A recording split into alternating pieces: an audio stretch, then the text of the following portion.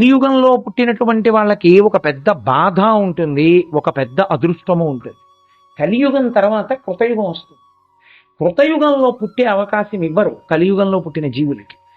ఎందుకంటే కలిపురుషుడు విశేషమైన పాపములు చేయిస్తాడు. అసలు ఆ కలిపురుషుడు కలియుగం ప్రారంభమైనప్పుడు చతుర్ముఖ బ్రహ్మగారు అడిగారు, కలియుగం కలియుగం అని అందరూ హడిలిపోతున్నారు, పాపములకు పరాకాష్ఠ అంటున్నారు, ఈ కలిపురుషుడు ఎలా ఉంటాడు నేను చూడాలనుకుంటున్నాను, ఒకసారి పిలవండి వాడిని అన్నారు. ఆయన సభాప్రవేశం చేశాడు. ఆయన ఎడం చేత్తో నాలుకని పైకి లాగతీసి పట్టుకుని కుడి చేత్తో తన అవయవాన్ని పట్టుకుని వచ్చాడు, లైంగిక అవయవాన్ని. బ్రహ్మగారు చూసి ముక్కున వేలేసుకుని, సభాప్రవేశం ఇలా చేసావా, ఎవర్రా నువ్వు ఆ కలిపురుషుడు అన్నాడు. నేనే. ఏమిట్రా ఆ నిలబడ్డం ఏమిటి, ఆ పట్టుకోవడం ఏమిటి అని అడిగారు.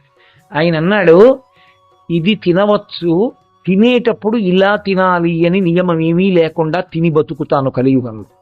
లోకాన్నంతటినీ నాలుక చేత పాడి చేస్తాను, కాబట్టి ఆహారము చేత పాడు చేసేస్తాను, నాలుక జిహ్వేంద్రియానికి పాడు చేస్తాను.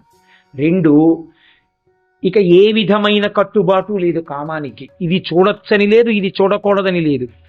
పశువు కన్నా హీనంగా కామమును తృప్తిపరుచుకోవడమే జీవనంగా బతుకుతూ ఉంటాడు.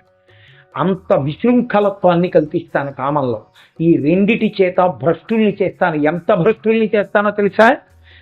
కలియుగాంతమునందు వెళ్ళిపోయినటువంటి జీవుల్ని కృతయుగంలో పుట్టడానికి వీలు లేని స్థితి కల్పింపబడదు. వాడు ఎంత పాపం చేసేస్తాడంటే ఓ 60 ఏళ్ళలో 70 ఏళ్లలో వాడు ఇక మళ్ళీ కృతయుగం, త్రేతాయుగం, ద్వాపర యుగం అయిపోయి మళ్ళీ కలియుగం వచ్చేంత వరకు యమదండన పొందుతూనే ఉండాలి. అంత పెద్ద పాపాలు చేస్తాడు.